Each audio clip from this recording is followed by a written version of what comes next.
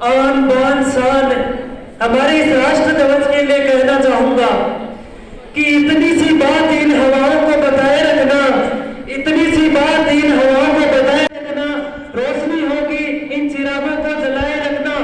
लहू देके की है जिसकी हिफाजत हमने, लहू देके की है जिसकी हिफाजत हमने। ऐसे हमारे इस राष्ट्र ध्वज को हमेशा अपने दिल में बसाए रखना, हमेशा अपने राष्ट्र में बसाए रखना।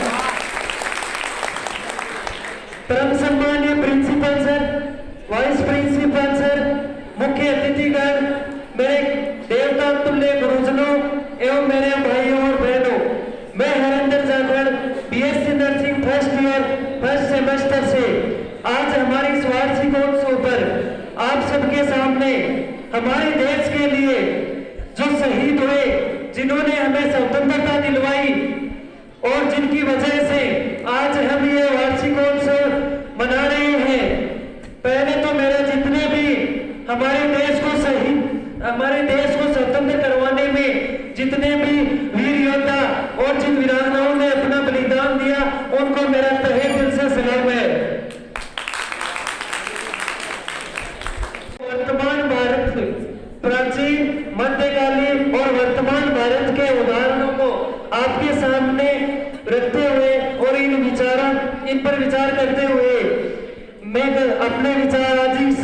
वार्षिकोत्सव में प्रस्तुत कर रहा हूं कि जब हम फिरंगियों के फेरे में फंस गए थे, जब हम फिरंगियों के फेरे में फंस गए थे, तब रंग में बसंती चोला की एक आवाज से, तब रंग में बसंती चोला की एक आवाज से टोले के टोले उमड़ जाते थे और वंदे मातरम के नारों से, और वंदे मातरम के नारों से खून में आने वाला 5-5 डिग्री का तूफान, और वंदे मातरम के नारों से खून में आने वाला 5-5 डिग्री का तूफान अंग्रेजी शासकों की जड़ों में तूफान ला देता था, अंग्रेजी शासकों की जड़ों में तूफान ला देता था। लोग मर जाते थे, मिट जाते थे, फांसी पर चढ़ जाते थे, लोग मर जाते थे, मिट जाते थे, फांसी पर चढ़ जाते थे,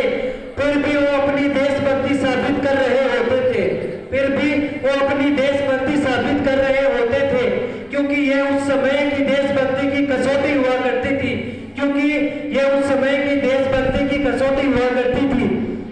और 61, 62 और 71 की युद्धों में, 61, 62 और 71 की युद्धों में जब अपना सुहाग गवा देने वाली औरत के घर की हालात कुछ यूं हो जाया करती थी कि प्यार भी भरपूर गया, प्यार भी भरपूर गया, मांग का सिंदूर गया,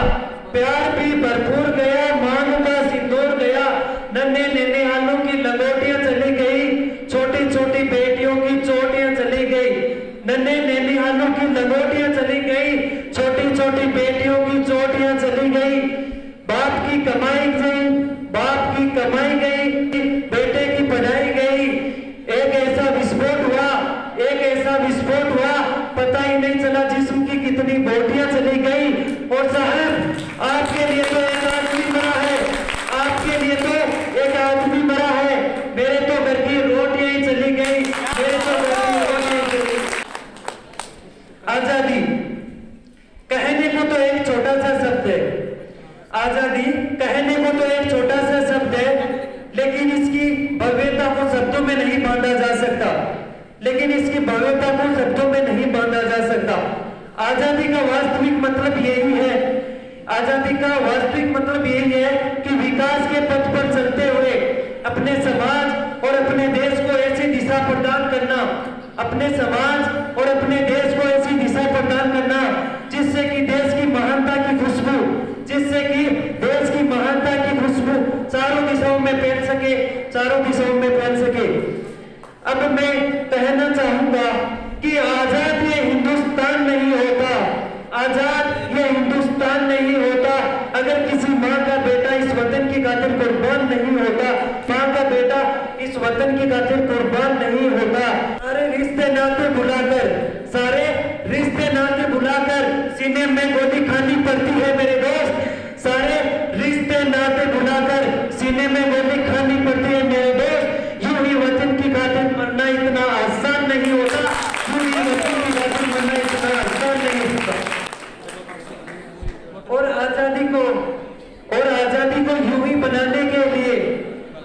अपनी आन बान और शान से हमारे वीर सैनिक आज भी बंदूक लेकर भारत मां की सरहद पर डटे हुए हैं। हमारे यहाँ सिर्फ नॉर्मल सर्दी पड़ रही है, नॉर्मल ठंड है एक प्रकार से,